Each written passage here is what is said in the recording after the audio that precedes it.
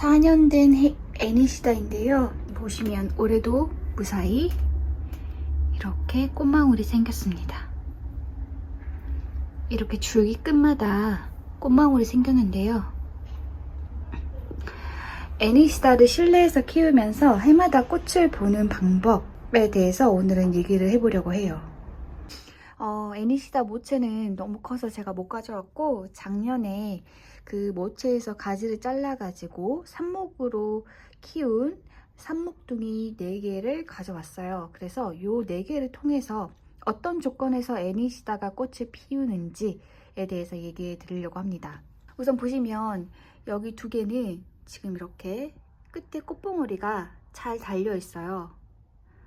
그런데 여기 이 애니시다 같은 경우에는 끝에 꽃봉오리가 전혀 없습니다. 똑같이 삽목을 해서 키운 삽목둥이인데 왜 얘는 꽃눈이 없고 얘는 꽃눈이 있느냐 하면, 저 사이즈를 보시면 좋을 것 같아요. 똑같이 삽목으로 키웠는데 얘는 덩치가 작고 얘는 덩치가 굉장히 크죠.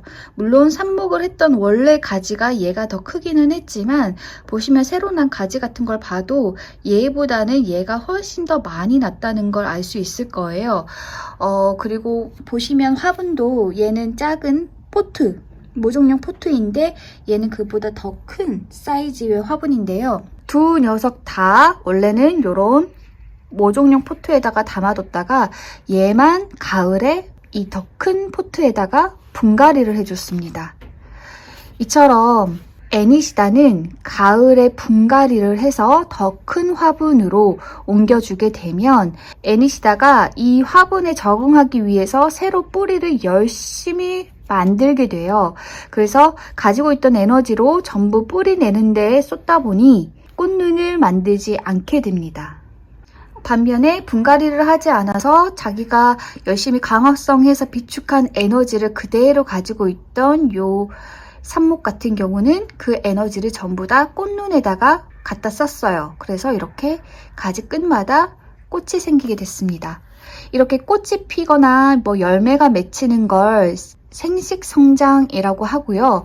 그 다음에 뿌리가 생긴다거나 새 잎을 낸다거나 새 가지를 낸다거나 하는 활동을 영양생장이라고 하는데요. 이 영양생장과 생식성장은 동시에 이루어지기보다는 모두가 딱 한 가지 모두에 집중되는 경우가 많아요. 그래서 만약에 생식성장을 해야 되는 시기에 이렇게 화분을 옮겨준다거나 영양제를 많이 준다거나 해서 영양생장을 좀 더 부추기는 어떤 변화가 일어나게 되면 이 식물은 생식성장을 멈추고 영양생장을 하게 되면서 생식성장을 못하게 되기도 합니다.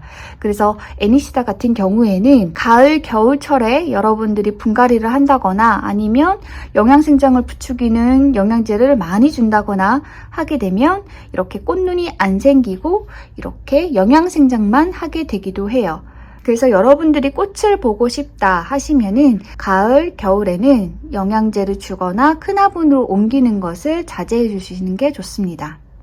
이렇게 가을, 겨울에 분갈이를 하지 않고 영양제도 주지 않고 그대로 키웠는데도 불구하고 꽃눈이 안 생길 수도 있어요.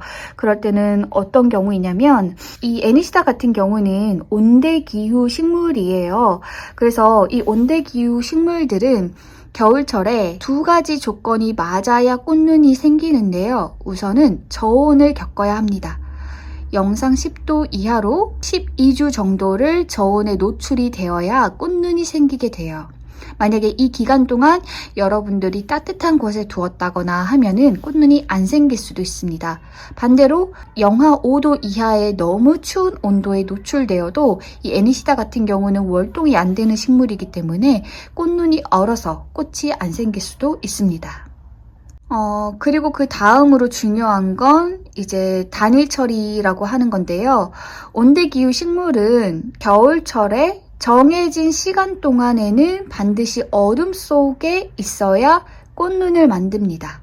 보통은 겨울철 기준 14시간 이상 어둠 속에 있어야 꽃눈이 생긴다고 하는데요. 만약에 여러분들이 식물등을 하루 종일 켜두었다거나 아니면 10시간 이상 식물 등을 비춰주었거나 하게 되면 이 경우에도 겨울이 왔다고 생각하지 못하고 꽃눈을 안 만들 수도 있어요. 반대로 빛이 너무 없어도 꽃눈이 안 생기는데요. 만약에 빛이 너무 부족한 환경인데 그런 환경에서도 너무 그늘에다가 두셔가지고 만약에 빛을 좀 못 쬐다 하면은 꽃눈이 안 생길 수도 있습니다. 그래서 이런 애니시다 같은 경우는 한여름에만 직광을 피해서 반그늘에 놓아두시고 봄 그리고 가을 겨울에는 최대한 빛이 잘 비치는 창가에 두어서 빛을 최대한 많이 쬐게 해주시는 게 좋습니다. 마지막으로 이렇게 꽃눈이 생겼는데 이 생긴 꽃눈이 죽어버리는 경우도 있어요. 그래서 그 경우에 대해서 말씀을 드리자면 이렇게 보시면 쭉 애니시다 같은 경우는 이렇게 노랗게 일부 꽃송이가 변했어요. 이렇게 좀 더 돌려서 보면 여기도 보면 여기 안쪽에 있는 이쪽 꽃봉오리는 전부 말라버렸는데요. 왜 이렇게 꽃봉오리가 말라버리느냐 하면은 우선 첫 번째로는 여러분들이 물을 거르게 되면 이렇게 꽃봉오리가 마를 수 있습니다. 애니시다 같은 경우는 물을 굉장히 좋아하는 식물인데 특히나 이렇게 꽃봉오리가 맺혔을 때에는 물을 절대로 말리면 안 돼요. 만약에 조금이라도 물을 말리게 되면 이렇게 꽃봉오리가 고사하게 됩니다. 그래서 이 기간에 물 시중을 잘 드셔야 되고 그리고 또 두 번째로 만약에 여러분들이 영양제를 너무 많이 주면 일시적으로 많은 영양분이 이 흙 속에 들어가게 되면 이렇게 꽃봉오리가 마를 수 있습니다. 저희 집 애니시다 같은 경우는 제가 영양제를 원액을 여기다가 이렇게 줬더니 이렇게 되고 말았어요. 물론 보시면 이렇게 옆에 있는 요 녀석 같은 경우는 이렇게 전혀 마른 기색이 없기도 하지만 어쨌든 일부 꽃봉오리에는 이런 과영양으로 인한 삼투 현상으로 인한 꽃봉오리 마름 증세가 나타났어요. 그래서 이렇게 꽃봉오리가 있을 때 꽃이 필 적에는 영양제 주는 걸 굉장히 신중하게 보수적으로 줘야 됩니다. 영양제 많이 주다가는 이렇게 꽃봉오리가 말라서 꽃을 못 볼 수도 있어요. 마지막으로 애니시다를 오래 구입하신 분들 말고요. 이제 집에서 쭉 키워 오셨던 분들 봄철에 관리하는 방법에 대해서 이제 조심해야 될 거 한 가지 말씀을 드리자면 봄철 햇빛에 화상을 입지 않도록 주의를 해야 합니다. 만약에 빛이 부족한 환경에서 키우셨다면 봄이 되면서 이제 햇빛이 굉장히 강렬해졌잖아요.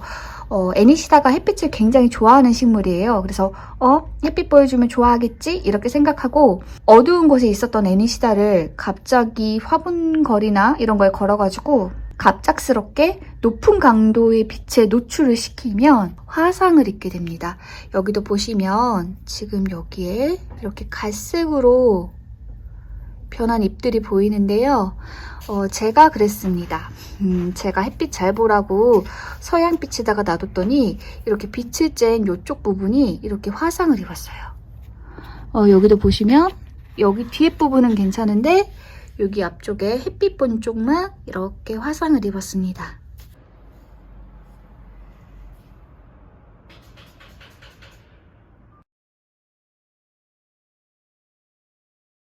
그래서 여러분들도 햇빛 잘 보라고 너무 갑작스럽게 직광에다 노출하지 마시고 원래 모든 빛 적응은 한 일주일 정도가 걸린다고 해요. 그래서 순차적으로 빛 적응을 하면서 햇빛에 조금씩 가깝게 해줘서 햇빛을 보여주게 된다면 저처럼 이렇게 화상 입지 않고 예쁜 모습으로 애니시다 쭉 키울 수 있을 거라고 말씀드려 봅니다. 애니시다는 삽목도 정말 잘 되는 식물이에요. 제가 작년에 삽목을 정말 많이 해서 많은 애니시다를 키웠는데 여기저기 나눠주고 이제는 이렇게 4개가 남았습니다. 애니시다가 은근히 사려고 보면 가격이 좀 있잖아요. 근데 하나 사가지고 이렇게 금방 삽목 부자가 되고 또 성장세가 굉장히 빨라요. 그래서 여러분들 찌까는 거 하나 사가지고 금방 여러 개로 불릴 수 있으니까 한번 키워보시라 말씀드리고 싶습니다. 그래서 제가 앞서 알려드린 꽃이 생기는 조건, 요 조건만 염두하시면 매년 예쁜 꽃을 보실 수 있을 겁니다.